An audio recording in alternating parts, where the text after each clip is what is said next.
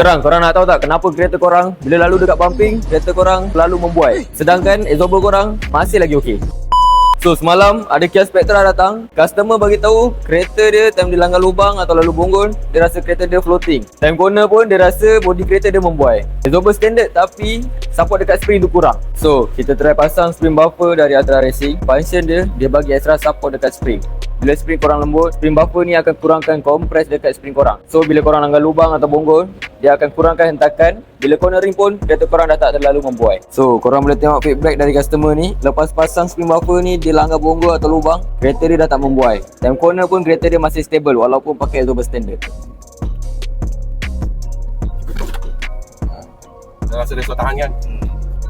Dua kali. Satu kali rasa dia absorb lah. Dia terus absorb lah. Dia pun tak ada bunyi.